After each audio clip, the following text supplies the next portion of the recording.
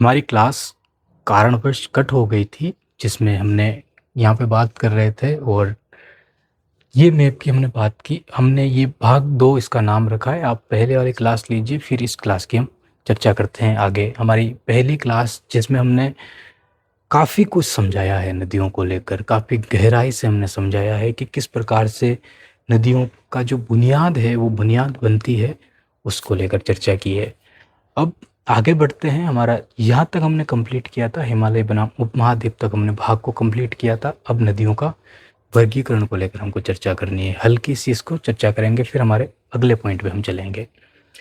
यहाँ पे ध्यान से समझिए, हमने गुम्बद की बात की थी। गुम्बद होता है कि हमने कहा था आपको कि जैसे मस्जिद होती है या फिर गुरुद्वारे होते हैं, उनके ऊपर एक मुखौटा टाइप होता है गुम्बद। उसके ऊपर आप पानी डालिए। जब आप पानी डालोगे तो उसकी कोई दिशा फिक्स नहीं होगी, वो किसी भी तरफ पानी जा सकता है। उसी तरीके से चोटियाँ होती है, वहाँ चोटियों के ऊपर से पानी का बहाव किस तरफ बह रहा है, जिस तरफ पानी जा रहा है उसी तरफ नदियाँ अपना रास्ता बना लेती है। वो पानी चारों तरफ बहता है तो नदियों का रास्ता चारों तरफ होता है। इसका एग्जाम्पल अमरकंटक की पहाड़ियाँ, मणिपुर की अमरकंटक की पहाड़ियाँ अजमेर के अंदर, वहाँ पे काफ़ी सारी नदियाँ निकलती है। एक नदी बंगाल की खाड़ी में जा रही है, दूसरी नदी अरब सागर में जा रही है, इस तरह की स्थितियाँ बनती है। तो ये मैप आपको बनाने की बोला था, आपने बना लिया होगा। अब आगे चलते हैं और हमारा जो दूसरा पॉइंट है, दूसरे पॉइंट की हम चर्चा करते हैं। हमारा दूसरा पॉइंट है भारतीय नदियों का वर्गीकरण। भारत की नदियाँ क्या है, उनका वर्गीकरण क्या होता है, कैसे उनको समझा जा सकता है, कैसे उनको सरल बनाया जा सकता है। तो यहाँ पे ध्यान से सुनिए। एक होता है जल विसर्जन के आधार पे। जल विसर्जन क्या होता है? हमारे पास एक गिलास है, ग्लास कहा जाता है, ग्लास है, आप उस ग्लास का पानी नीचे डाल दीजिए, वो पानी किस दिशा में गया है। उसी तरीके से हमारे देश में बारिश होती है, बारिश का पानी किस दिशा में जा रहा है।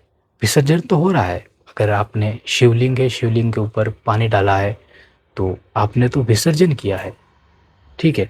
आपने जो गणेश विसर्जन आप करते हो, ठीक है, तो आप मूर्ति को नदी में बहा देते हो, आपने मूर्ति का विसर्जन किया है। उसी प्रकार से पानी का विसर्जन करना। अब बारिश का पानी है, वो बारिश का पानी विसर्जन तो हो गया है, लेकिन वो गया किस दिशा में है, उसको लेकर हम पॉइंट बनाते हैं कि विसर्जन के आधार पे वो पानी समुद्र में गया है, खाड़ी में गया है, और उसका विभाजन किस प्रकार से हुआ है। ये कुछ पॉइंट है महत्वपूर्ण, इन पॉइंट को लेकर आज चर्चा करनी है।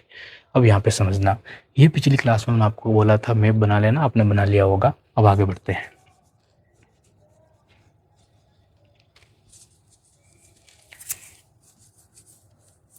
अब हम इसी चीज़ को लेकर बात करते हैं कि भारत के अंदर दो प्रकार से नदियों को बांटा गया है, उनका वर्गीकरण किया गया है। किस आधार पे?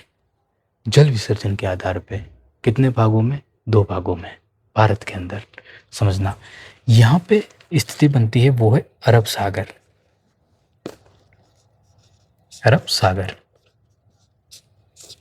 यहाँ पे स्थिति बनती है वो है बंगाल की खाड़ी। बंगाल की खाड़ी, ठीक है। तो स्थितियाँ बनती है सिंपल जी, हमको सबको पता है कि भारत के दोनों तट हैं, एक तरफ अरब सागर है, एक तरफ बंगाल की खाड़ी है, ये तो हमको सबको पता है। समुद्र की हमने बात की। भारत की जितनी भी नदियां हैं, अगर वो समुद्र में जाएगी तो वो समुद्र अरब सागर होगा, ठीक है। वैसे तो अरब सागर, बंगाल की खाड़ी हिंद महासागर के ही हिस्से हैं, वो भी एक समुद्र ही है, सागर ही है। लेकिन अच्छे से याद रखने की ट्रिक यही है कि अरब सागर को हम सागर कहेंगे, समुद्र कहेंगे, बंगाल की खाड़ी को हम खाड़ी कहेंगे, बे ऑफ बंगाल, ठीक है। और अब समझना है यहाँ पे, अगर भारत को हम दो हिस्सों में बांटते हैं, ठीक है, और आप कहोगे कि इधर जो भारत के बीच इधर वाला हिस्से में जो नदियाँ आएगी वो सारी नदियाँ अरब सागर में जाएगी, इस तरफ जो नदियाँ आएगी वो नदियाँ बंगाल की खाड़ी में जाएगी, सिंगल इस तरह की आप बात कहोगे। और इधर वाला जो हिस्सा है उसकी नदियाँ इधर जाएगी, और ये वाला जो हिस्सा है इसकी नदियाँ ऐसे जाएगी। अगर भारत को एक घुमंद के रूप में अगर हम देखना चाहें और समझना चाहें तो यही स्थिति बनेगी, क्योंकि ये उपमहाद्वीप है, यहाँ से काफ़ी सारी नदियाँ निकली है और इस मैदान को बनाया है। जो गंगा का मैदान आप कहते हो, उस मैदान का निर्माण सिर्फ हिमालय से आने वाली नदियों ने नहीं किया है, उस मैदान का निर्माण भारत के उपमहाद्वीप से आने वाली नदियों ने भी किया है, जिसमें चंबल नदी शामिल है। यहाँ से आके ऐसे जाने वाली यमुना नदी भी कुछ हद तक यहाँ से पानी लेके जाती है, तो यहाँ पे यमुना नदी भी शामिल हम कर सकते हैं। तो काफ़ी सारी नदियाँ हैं, काफ़ी सारी नदियाँ हैं जो यहाँ पे इस मैदान को बनाने का काम करती है। इधर से आने वाली नदियाँ भी है, यहाँ से घग्गर नदियाँ के भी रेगिस्तान को बनाने का काम किया है, मतलब वहाँ पे मिट्टी लाने का काम किया है। ठीक है, तो आगे चर्चा करते हैं। अब ये तो सच नहीं है कि इस तरह भारत के बीच में कोई लाइन हो और आधी नदियाँ इधर जाए आधी नदियाँ इधर जाए, तो ऐसा नहीं हो सकता है।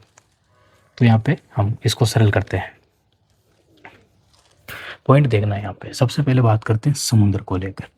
अरब सागर फैला हुआ है यहाँ पे, ये हिस्सा यहाँ से लगा के और ये पूरा हिस्सा ये अरब सागर के अंदर फैला हुआ है। ठीक है, तो देखना यहाँ से हिमालय से कोई नदी आती है, समझना यहाँ पे, ये बारीकी पकड़ना, आप बारीकी समझ जाओगे तो आप काफ़ी आसान कर दोगे। यहाँ से कोई नदी आती है हिमालय से, हमने आपको बताया कि ये उपमहाद्वीप है। ठीक है, अब ये नदी इधर नहीं आ पाएगी, क्यों? क्योंकि ये हिस्सा पहले ही ऊपर उठा हुआ है। उपमहाद्वीप से नदियाँ बह के गंगा के मैदान का निर्माण किया है, तो ये नदी यहाँ पे कैसे आ पाएगी, जबकि ये हिस्सा इस महाद्वीप से छोटा है, उपमहाद्वीप से, मतलब कि गहरा है। तो इधर से इधर जा रही है, तो हिमालय की नदियाँ कभी भी इधर नहीं आ पाएगी। पहली बात तो ये हो गई। तो हिमालय की नदियाँ या तो बहेगी तो वो या तो इधर जाएगी या इधर जाएगी, या यहीं से वो इधर चली जाएगी, और यही होता है। अब आसान हुई चीज़ें, जो मुश्किल आपके नदियों को लेकर हो रही थी नहीं हुई, तो एक बार वापस देखना।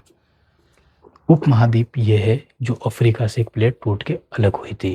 ठीक है, ये हिस्सा यहाँ से नदियाँ बहा करती थी, चाहे अफ्रीका में हो तब भी नदियाँ बहा करती थी। ये भारत बना, भारतीय उपमहाद्वीप बना, तब भी नदियाँ बहती है, और नदियाँ बहती है तो ये अपनी मिट्टी लेके यहाँ पे इसको भरने का काम किया है।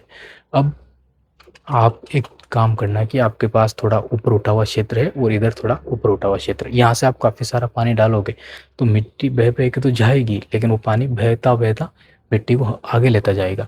यहाँ पे अगर ज़्यादा मिट्टी इकट्ठी होगी तो इतनी सारी नदियाँ हैं, इतनी तीव्रता से बहती है कि वो मिट्टी बंगाली खाड़ी में चली जाएगी बह के। तो ये कभी भी ऐसा नहीं हो सकता है कि ये क्षेत्र ऊपर उठ जाए अपने हिसाब से। अगर कोई प्लेट टकरा के ऊपर उठता है तो अलग बात है, लेकिन यहाँ से मिट्टी यहाँ पे जमा हो जाए, यहाँ पे गहरा हो जाए, ऐसा नहीं हो सकता है, क्योंकि पानी यहाँ से बंगाली खाड़ी तक जाता है। ठीक है, तो आपके मन में क्वेश्चन आया था, मुझे पता है, तो ख़त्म हो गया यहाँ पे। अब ये है नदी, ठीक है, ये है नदी, कौन सी है जिस पर हमें कोई लोड नहीं लेना है, काफ़ी सारी है। यह एक नदी बहती है, लेकिन नदियाँ कभी भी ये लाइन क्रॉस नहीं करेगी। तो यहाँ पे क्वेश्चन बनागा, हिमालय की कौन सी नदी अरब सागर में जाती है या अपना पानी लेके आती है, तो आप कहोगे 0।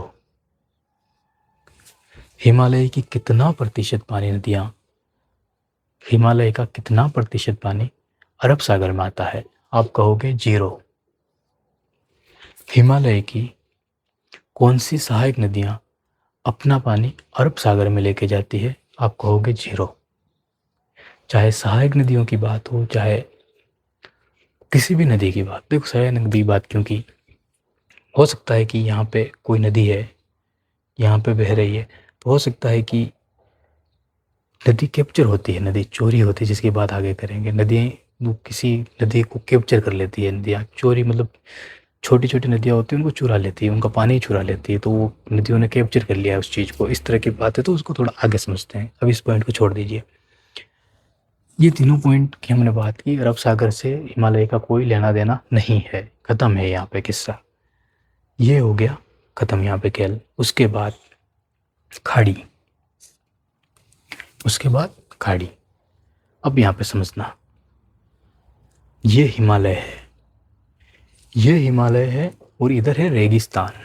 ठीक है, उपमहाद्वीप में कोई नदी नहीं बह रही है, लेकिन इधर है रेगिस्तान, इधर है कौन सा हिस्सा, इधर है बंगाल की खाड़ी। समझना आसान अच्छे से। और एग्जाम्पल, मतलब कि अभी हमने कहा कि अरब सागर में 0% है, यहाँ तक हमने कहा और आपने हमारी बात मान भी ली, लेकिन अब दूसरा पॉइंट समझिए। यहाँ से निकलती है एक नदी, सिंधु नदी, जो अपना जल अरब सागर में लेके जाती है। हम कैसे कहेंगे कि अरब सागर में हिमालय का पानी नहीं पहुंचता है? तो हमारी फिलॉसफी जो थी यहाँ पे ये गलत हो जाती है। लेकिन ये बताना पड़ा था कि आप थोड़ा एक्टिव हो जाएं इस चीज़ों को लेकर। क्या ये पानी हिमालय का नहीं है? हिमालय का पानी है। क्या ये बर्फ़ का पानी नहीं है? ये बर्फ़ का पानी है। ये पानी इधर से होकर अरब सागर में गया है, भले ही भारत के उपमहाद्वीप से नहीं गया है, लेकिन गया है। अब यहाँ पे समझिए, ये कोई उपमहाद्वीप नहीं है, ये एक समतल भाग है जिसको नदियों के द्वारा निर्मित किया गया है। चाहे पाकिस्तान हो, चाहे गंगा का मैदान हो, किसके द्वारा निर्मित किया गया है? नदियों के द्वारा निर्मित किया गया है। वो हिस्सा गहरा है किससे? इस महाद्वीप से। अगर ये हिस्सा गहरा नहीं होता तो अरब सागर यहाँ पे होता, ये अरब सागर गंगा के मैदान में होता। ये ऊपर उठा हुआ है भाग, इसलिए अरब सागर का पानी यहाँ तक ही पहुँच पाता है। ठीक है, ये सिंधु नदी सब जो है ये काफ़ी गहराई वाली नदी है।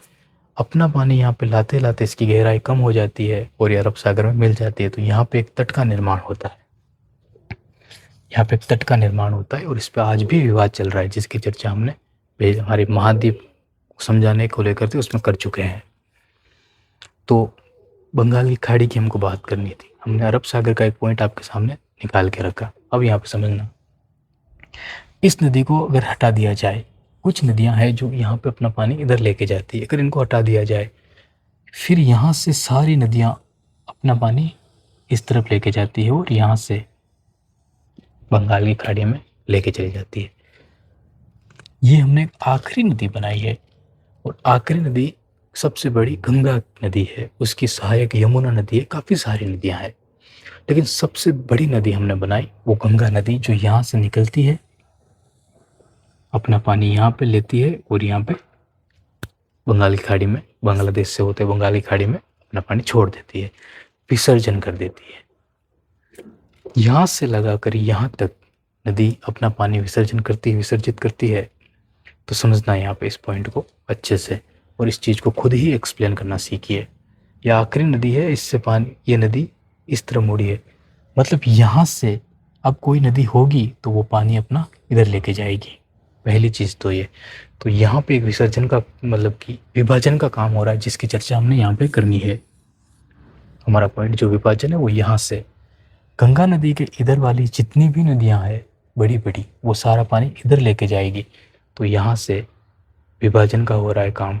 तो यहाँ से भारत के अंदर इधर पानी जाएगा, मतलब कि जो ढलान है वो इधर है, इधर से पानी दक्षिण में जा रहा है, तो यहाँ से जो ढलान है वो दक्षिण में है। यहाँ से पानी इधर जा रहा है, तो यहाँ से जो ढलान है वो उत्तर है और इधर है। तो इसको अगर मैप के आधार पे, सॉरी, संकेतों के आधार पे हम बनाएंगे तो समझना, दिशा इधर है और दिशा इधर है, तो हम इसको कह सकते हैं कि ये जो ढलान है वो इस तरफ है। पहली चीज़ क्लियर, उपमहाद्वीप से वो किस तरफ ढलान है? तो इधर है। तो यहाँ पे हम ऐसे बनाएंगे।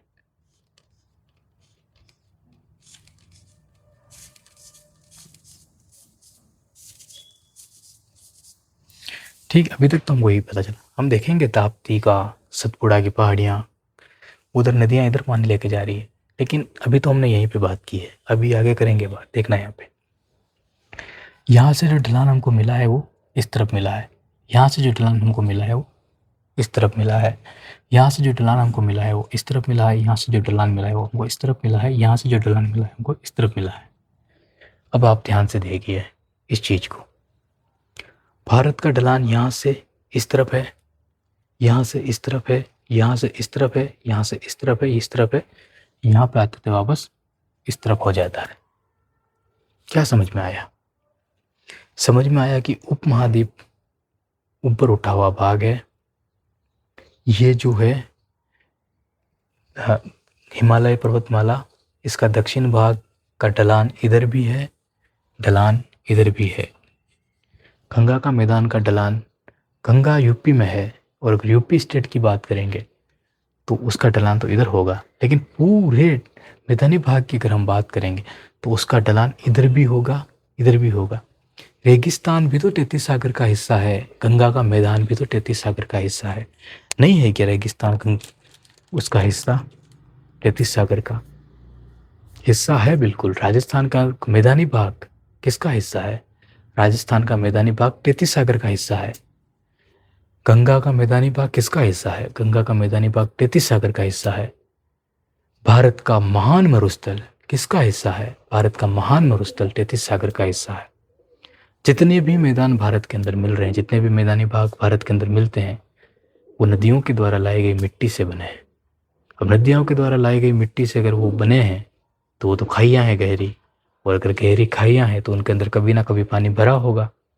तो जो पानी भरा होगा तो पहले तो एक ही समुद्र हुआ करता था, तैतीस सागर। उसके अलावा कौन सा समुद्र है जो भारत की सीमा से टच होता होगा?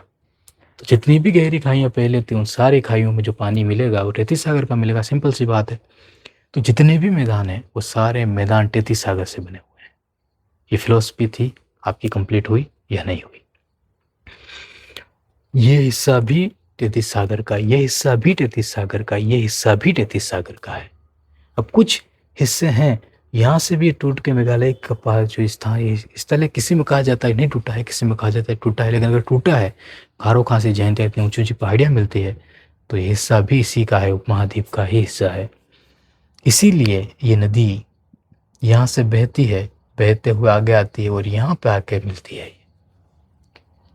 अब कैसी किताबों में यहाँ से मिला दिया जाता है, लेकिन यहाँ पे मिलती है ये नदी। या फिर ये बांग्लादेश में भी मिलती होगी, लेकिन जब नदी को पढ़ेंगे तो इसको एक्सप्लेन करेंगे अच्छे से। लेकिन ये नदी यहाँ से डायरेक्ट क्यों नहीं चली गई? इसलिए नहीं चली गई कि यहाँ पे पूर्ववर्ती पहाड़ियाँ मिलती है। इसलिए नहीं गई क्योंकि यहाँ पे मेघालय पहाड़ियाँ मिलती है जो इसका हिस्सा है, जो ऊपर उठा हुआ भाग है। तो मैदानी भाग क्या है? वो बच्चा कुच्चा हिस्सा है जो हिमालय के दक्षिण में है और यहाँ पे है असम के अंदर, ये हिस्सा मिलता है। तो जितने भी मैदानी भाग मिलते हैं वो सारे तैतीस सागर के हिस्से हैं। ये समझ में आया या नहीं आया? कमेंट कीजिए। पसंद आया होगा तो शेयर कर दीजिए, चैनल को सब्सक्राइब कर दीजिए। आगे चलते हैं। हमने अच्छे से बात की विभाजन की भी, खाड़ी को लेकर भी, लेकिन बंगाली खाड़ी में पानी पहुंच रहा है या नहीं पहुंच रहा है, किन का पहुंच रहा है, उसकी चर्चा करते हैं। अब इसको बोलिए आप थोड़ी देर।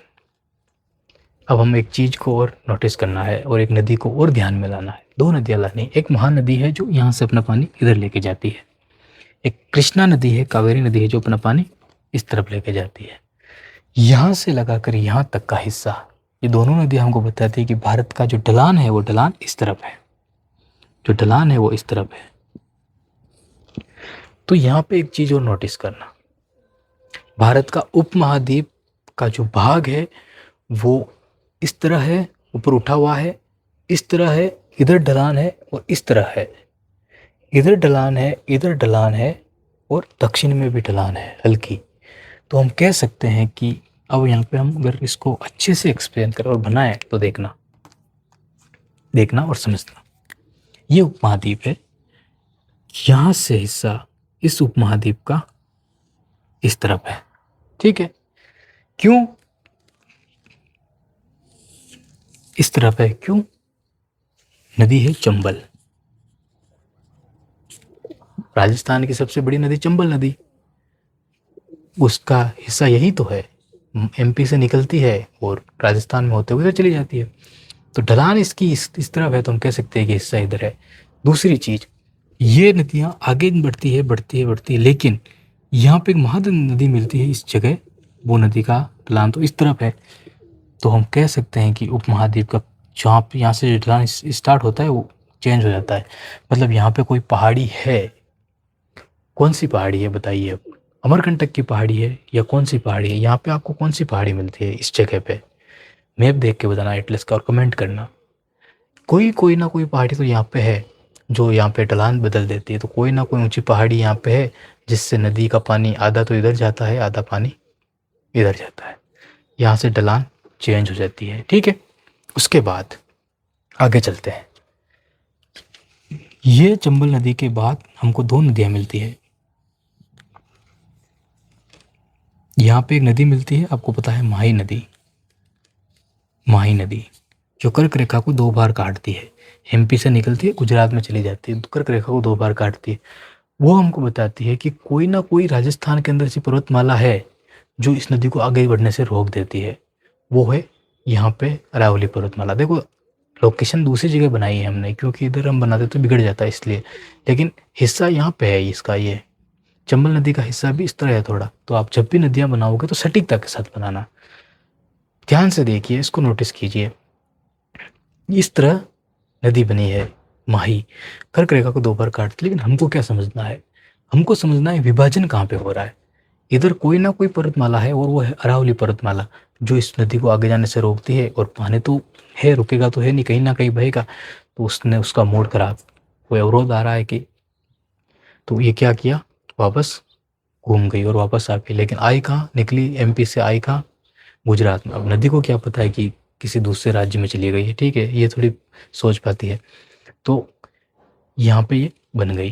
तो हमको पता चला कि ये हिस्सा जो है, तो इसका ढलान जो है वो इस तरफ है। दक्षिण राजस्थान का ढलान तो इस तरफ है, पूर्वी राजस्थान का ढलान इस तरफ है, और सॉरी, दक्षिणी पूर्वी राजस्थान का ढलान इस तरफ है, और पूर्वी राजस्थान का ढलान इस तरफ है।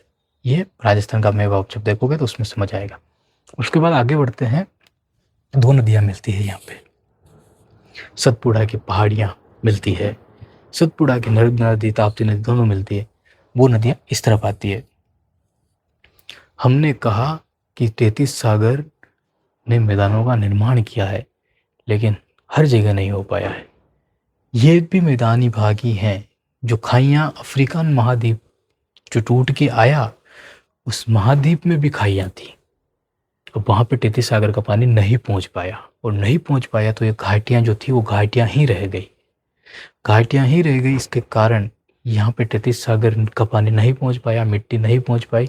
तो जो नर्मदा नदी है और सतपुड़ा की जो पहाड़ियाँ, इनके बीच में बड़ी बड़ी घाटियाँ मिलती है। वो घाटियाँ अपना पानी इधर लेके जाती है। तो हम कह सकते हैं कि यहाँ से पानी इस तरफ जा रहा है। तो यहाँ पे जो है ढलान, वो इस तरफ ढलान है।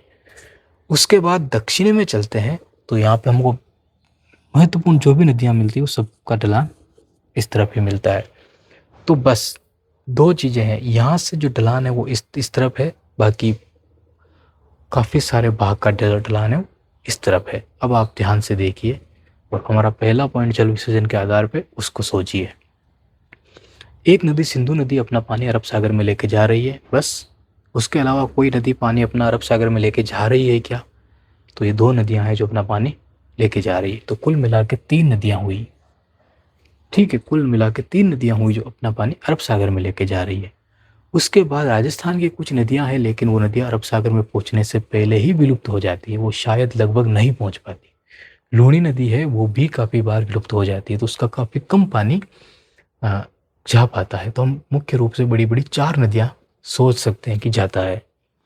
बाकी सारी नदियों का पानी बंगाल की खाड़ी में जा रहा है। आप देख लीजिए खुद ही, यहाँ से लगा के पानी बंगाल की खाड़ी में, गंगा की जितनी सहायक नदियाँ हैं सारा पानी बंगाल की खाड़ी में। उपमहाद्वीप की लगभग सारी नदियों का पानी बंगाल की खाड़ी में, ब्रह्मपुत्र का पानी बंगाल की खाड़ी में। तो हम कह सकते हैं कि 77% पानी बंगाल की खाड़ी में जाता है, 23% पानी अरब सागर में जाता है। क्या आपको ये चीज़ें समझ में आई हो तो कमेंट करके बताना, और कोई क्वेश्चन हो तो पूछना यहाँ पे, क्योंकि जितना गहराई में उतारना चाहो हम उतरने के लिए तैयार हैं। जितना आप कहना चाहो कि इस चीज़ को 1 घंटे तक समझाइए, हम समझाने के लिए तैयार हैं। अब आगे देखना और चलना। यहाँ तक पहले किसी ने एक्सप्लेन नहीं किया होगा, हमने इसको काफ़ी अच्छे से किया है। अब यहाँ पे देखना, एक क्वेश्चन उठता है कि राजस्थान के अंदर तो 60% 61% पानी तो ज़मीन के अंदर है, तो वो पानी कहाँ पे चला गया?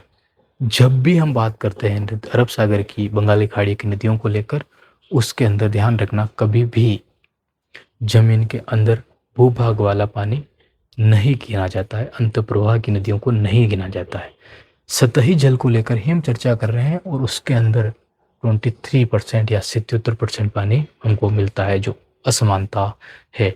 अगर 50-50% होता तो समान होता, लेकिन असमानताएं कितनी ज़्यादा है, 23 और 77% की। अंत प्रवाह की नदियाँ पूरे भारत की अगर बात करें तो काफ़ी मुश्किल होता है समझना, जोड़ना, आंकड़े सामने लाना, और नहीं पहुँचा जाता है। सिर्फ रेगिस्तान में ऐसी नदियाँ मिलती है लगभग तो रेगिस्तान की बात हमने राजस्थान में की, जिसमें हमने बताया 61% के आसपास है। यहाँ तक क्लियर हुआ है? तो इस मैप को बनाइए जिससे बना सकते हो। और दूसरी चीज, एक मैप होना चाहिए आपके पास।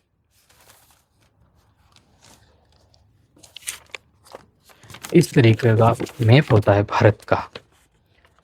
एटलस होती है या बुक होती है 9th क्लास की, उसके अंदर काफ़ी अच्छे से नदियाँ दे रखी है। कुछ बड़ी ज़्यादा नदियाँ नहीं बनानी है, गंगा बनानी है, सतलज बनानी है, सिंधु बनानी है, ब्रह्मपुत्र बनानी है, महानदी बनानी है, और चंबल बनानी है, ताप्ती बनानी है, नर्मदा बनानी है। एक ही बना लेना, नर्मदा बनानी है। बाकी कृष्णा या कावेरी नदी बनानी है। ये 5-7 नदियाँ बनानी है, बस उनको मैप में दर्शाना है। और जिस तरफ उन नदियों का ढलान है, आपको उस ढलान को उस तरफ मोड़ देना है।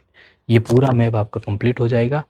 उसके बाद आपको ये दोनों फैक्ट लिखने हैं। 23% पानी अरब सागर में, 77% पानी बंगाल की खाड़ी में जाता है। फिर हमारा अगला जो पॉइंट है, इसको लेकर चर्चा करनी है। देखो, इतना कुछ समझने के बाद भी अभी तक हमारी नदियों का जो वर्गीकरण है वो कंप्लीट नहीं हुआ है।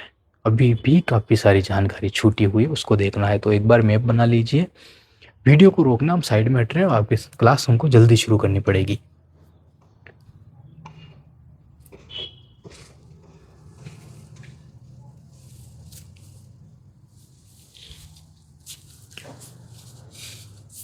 ठीक है, आप क्या करना है, वीडियो को रोक के बनाना, क्योंकि काफ़ी ज़्यादा टाइम लगेगा इसको बनाने में। तो हम आगे बढ़ते हैं और अपने अगले पॉइंट पे चर्चा करते हैं। अब हम इसको मिटाएंगे और ये जो चीज़ें हैं इनको हमको वापस बनानी पड़ेगी। तो इसको मिटा देते हैं हम।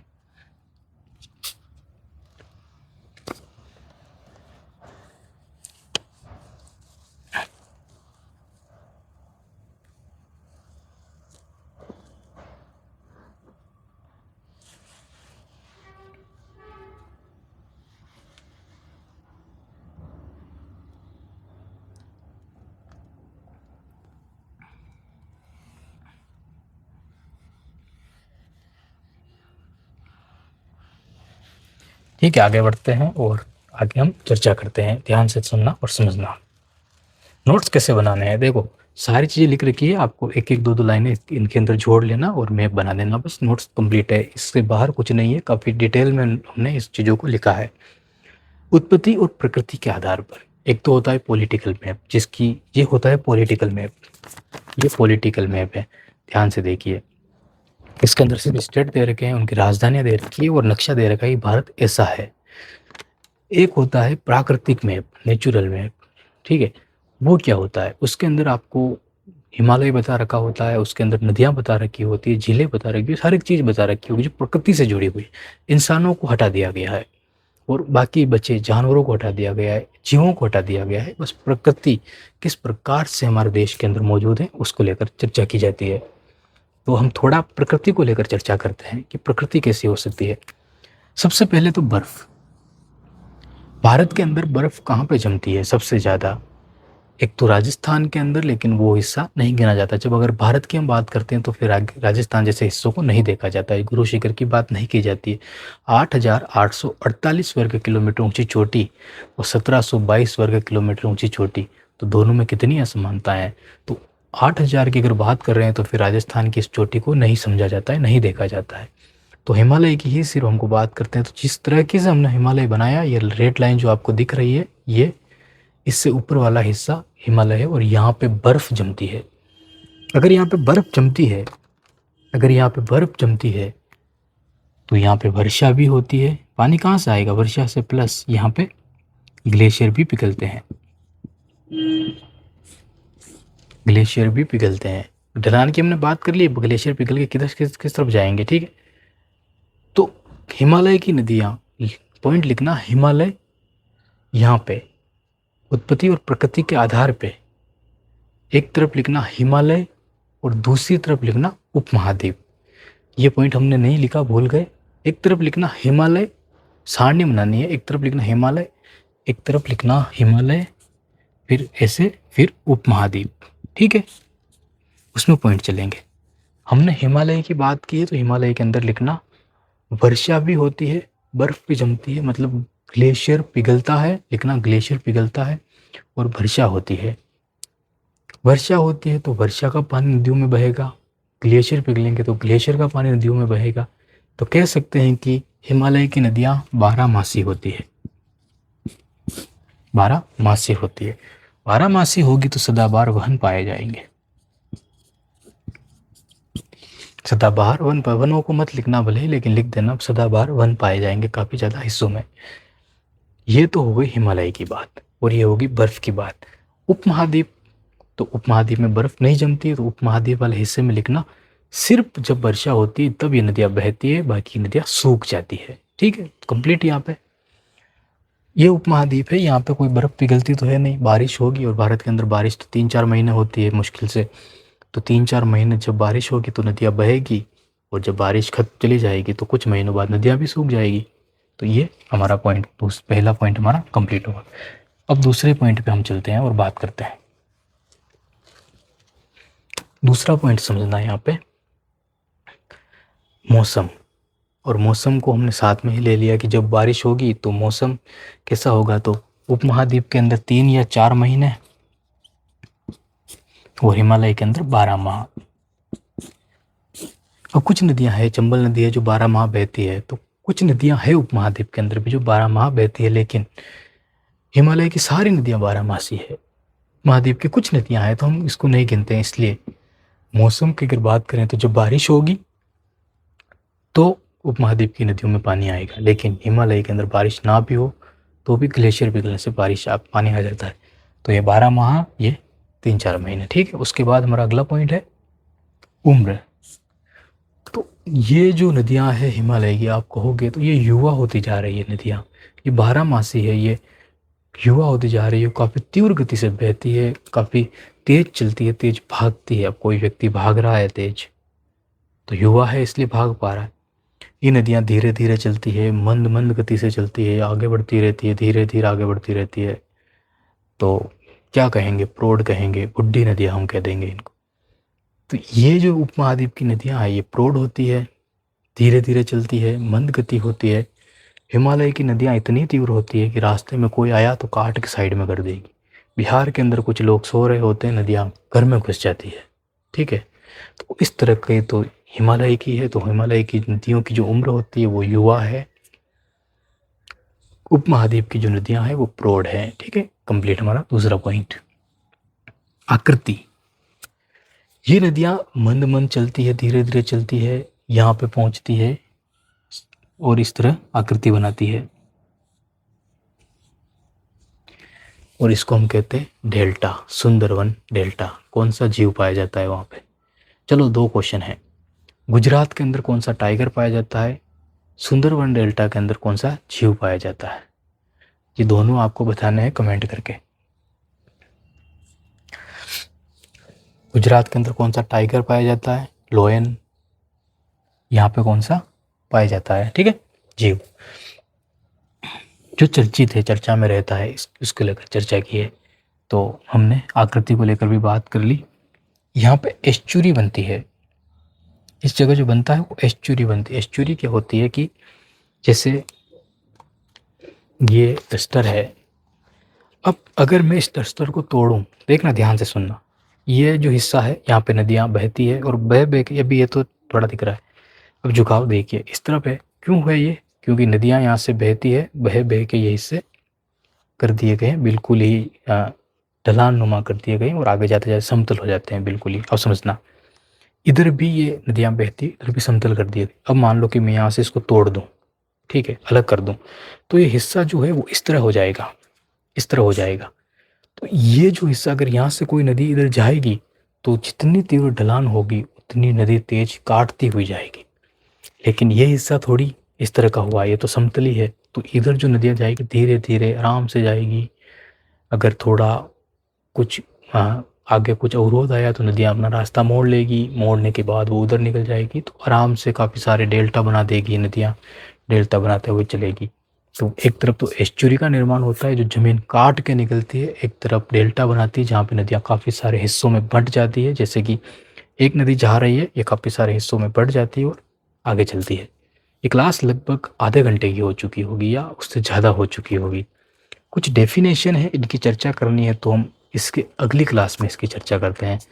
ये हमारा दूसरा भाग था, अब तीसरे भाग में इसकी चर्चा करते हैं। बहुत बहुत धन्यवाद आपका।